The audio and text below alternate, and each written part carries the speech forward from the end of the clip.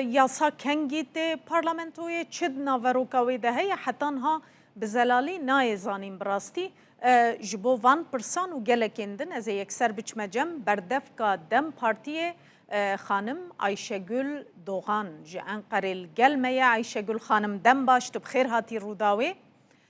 Dem baş, roj baş. Belê ez ê hema yekser vê bibêjim gelo proje yasa gihîşte berdestê parlamentoyê?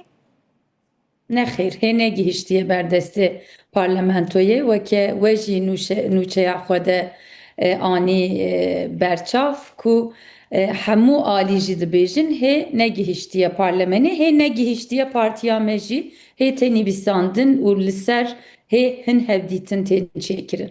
Yani nivîsandina wê jî xelas nebûye wê demê we reşnivîsa wê jî nedîtiye ne wisa? Nexêr, heta niha me reşnivîsa wê nedîtiye. Pêşnûmeya yasaya çerçeveyê negihaye destê me. Belê lê hûn dizanin gelo çi di naveroka wê de heye yan we li ser naverokê gotûbêj kiriye bi AK Partiyê re?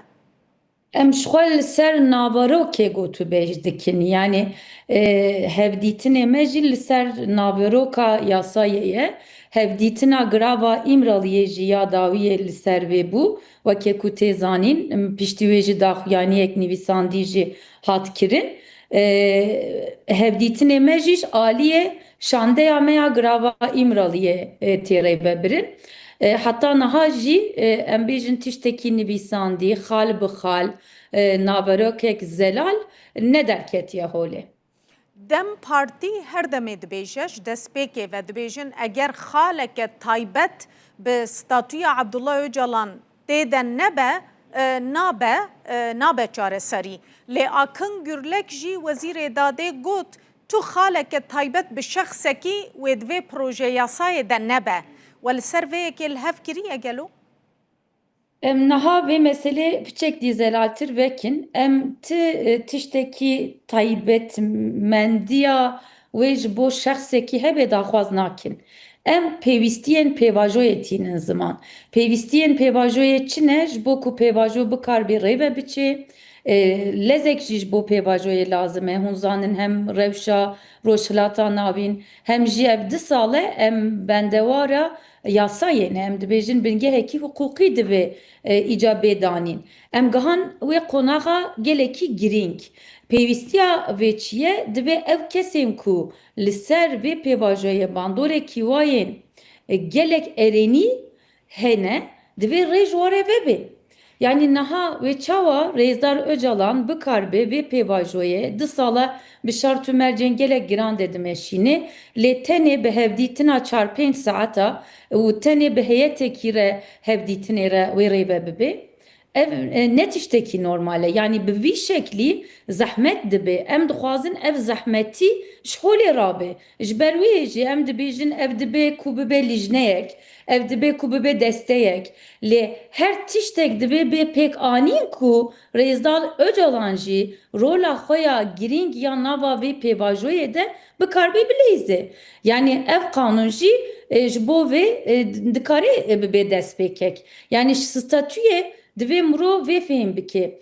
Divê şart û mercên wî azad derkevin holê ku bikar bê têklatiya danê, bikar bê pêwîstiyên pêvajoyê li gor wê jî tev bigere. Belê şert û mercên girava İmraliyê Ayşegül xanim qet nehatine guhertin gelo ji destpêka pêvajoyê ve û heta niha? Nexêr. Yani şart û mercên girava İmraliyê ya jiyandinê nehatiye guhertin. Tişta ku şandeya me cara dawiyê jî çûyî weke agahî ji me re ragihandî ti guhertinek şart û mercên girava İmraliyê de nîne.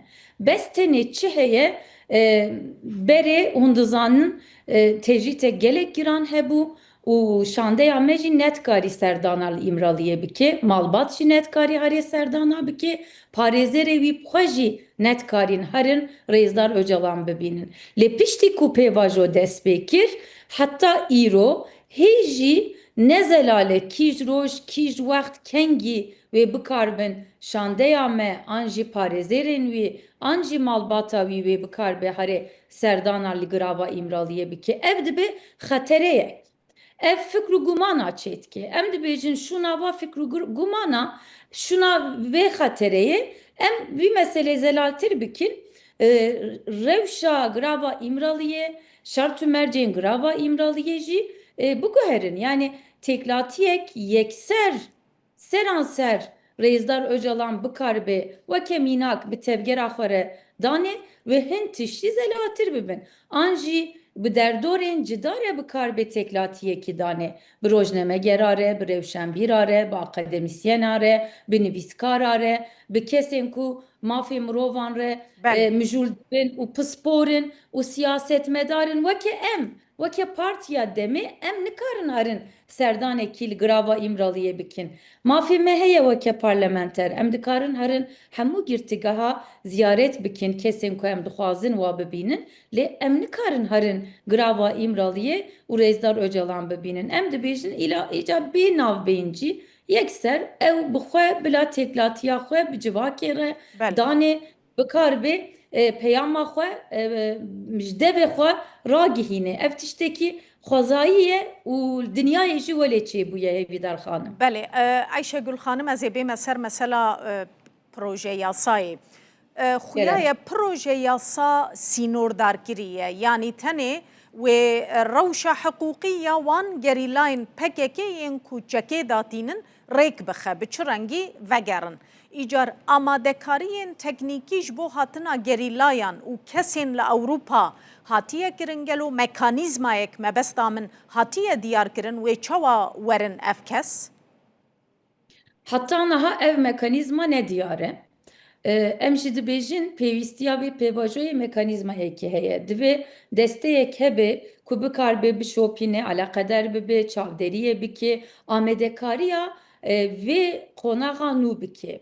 Ev yek. Ya didoyê em ji bo sînordariya yasayê jî em dibêjin ne sînordar be ev yasa bikarbe hemû kesê ku bixwazin jê îstîfade bikin, bixwazin vegerin hemiya bê sînor bêxê vê yasayê de wê baştir bibe. Lê wisa xuya dike ku heta niha agahiyên ku gihane destê me gav bi gav ev qanûn ve em bêjin pirsgirêka Kurd çareser bike. Ev jî ji bo destpêkê weke awayê bingehek hukukî em bê jî bi qedir dibînin.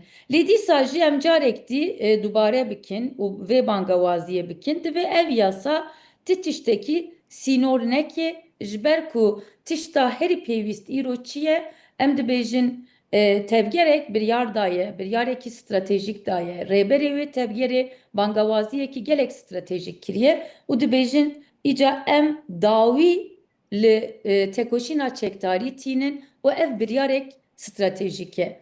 Ev derfetekî gelek mezin e, şansekî gelek mezin e. Ji bo me hemiya şansek gelek mezin dertêxê xolê. Şansa çi ye ev?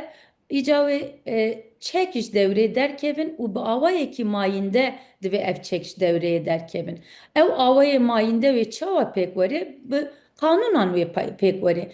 Çi qanûn pêwîst be divê ev qanûn jî îca bên çêkirin û li gor haziriya wa qanûna jî hin lijne hin deste jî bên amadekirin û bên damezrandin. Hûn li ser van tiştê ku tu behs dikî hevnerînin li gel aliyê desthilatê yanî qonax bi qonax em ê ber bi vê meselê ve ber bi vê çareseriyê ve biçin gelo? Em ne hevnêrîn bin jî meselekî siyasiye Hêvîdar xanim. Ev mesele inkar eder ketiye hatiye hatta vê astê. Mesela Kurda, pirsgirêka Kurda çi ye meselekî zimane, meselekî nasnameye, meseleyê hebûneye. Kurd hatta îro tune hatin hesebandin. Kurd hatta îro weke tehlike hatin dîtin. Kurd hatta îro bi tişta ku em bêjin weke kesên ku divê miroj wa bitirsê hatin xuya dan li Tirkiye. Eve 100 sal bûrî derket holê ku Kurd tenê heqê xwe yên xwezayî dixwazin. Yani dixwazin zimanê xwe azad karbînin, dixwazin ji hebûna we ne tirsandin, hebûna we ne tehlikeye ne tehdîde ji bo ti welatî û ji bo Tirkiye jî ne tehdîdeke. Lewma ev meselekî siyasî ye û dibe بله çareseriyek siyasî ji vê meselê re gav bi gav bêjî bêdîtin. بله Em dibêjin bi yasayekî meselekî salane naye çareserkirin. Em ne benda ev diyene ku bu yasayek bê çêkirin bu yasayekî hemî pirsgirêkê Tirkiye'nin yên demokratîk bûnê bên çareserkirin. Ev imkana bê ji xwe nîne. Lê dibe em destpêkekî welê baş û qayîm bikin ku gavek welê baş bavêjin ku bikarbin piştî vê gav bi gav pêl bi pêl ber bi çareseriyek mayînde veherin. بله وسا خویای و حتی مها ایلونه بردوام بکه مثلا پروژه یاسای و گوتوبه جاوی و پسند بوناوی پشتی کو پسند بو لپارلمنتوی یکسر و وره جی بجی کرن یان و بشرط و مرجاوه وره گریدان جبر کود بیجن دوی راپورا میته وره دوی راپورا ارتش وره کو پککیب تمامی چکتانینه اگر وسا به خویای و گلکی دریج به اف شرط و مرچینا هنه گلو Dibe gelek dirêj nebe, dibe piştî ku ji parlemenê Bûrî ev yasa li gor pêwîstiya pêvajoyê bikarbe îca kesên ku vegerin, kesên ku ji hepsê derkevin, kesên ku li Avrupayê vegerin Tirkiye yani bikarbe vegera welat hesanî bike û nehêle wext serde bibûre. Daxwaza me ew e ku negire daye şartü mercan be. Piştî ku yasa derketî şartü mercên yasayê cihanîna yasayê ye. بله Rêkûpêkirina yasayê ye. Em jî amadekariyê xwe dikin. Em ne hevnêrîn jî bin. Tiştek îca zelale hêvîdar xanim. Ez vê jî dubare dikim. Ev meselekî siyasî ye. بله Gelek desthilatdar guherîn heta niha bê meselê xwestin bi nêrîna ewlehiyê çareser bikin. Çareser nebû. Em dixwazin ev şerê pêncî û du salê didome îca bi awayekî bi rastî mayînde bî veger çareser bibe. Kes nevê kuştin. Şer û pevçûn çênebe. Ti pirsgirêk nîne ku em bi axeftinê, bi danûstandinê, bi diyalogê jê re çareserî nebînin. Pirsgirêka Kurda jî têde bi vî şeklî em dikarin bi riya danûstandinê çareseriyek mayînde بله heger em îro behsa tifaqek û hemû alî îro welê dibêjin tifaqek dîrokiya milletê Kurd û Türk em behsa vê dikin ne wê ye wisa بله têgotin vî şeklî têgotin heger em dixwazin ji dil vê tifaqê mayînde bikin divê çi lazim be em li ser wa xala bikarbin biaqibin بله û rêyek em neşibin hevdû jî xwe neşibandina hevdûne wek hevî û xwehibiratî divê em xwezaya xwe biparêzin divê em bikarbin rêyekî بله vekin û vê meselê بله îca bi awayekî mayînde çareser bikin em ji bo wê jî gihane derfetekî dîrokî ez bawerim em ê bikarbin vê derfeta dîrokî mayînde bikin بله û kar bînin bi awayekî êrenî. gelekî spas xanim Ayşegül Doğan berdevka Dem Partiye tu ji Enqerê mêvana me bû zor spas Ez jî gelek spas dikim ve şanek xweş dixwazim ji we re. serçava spas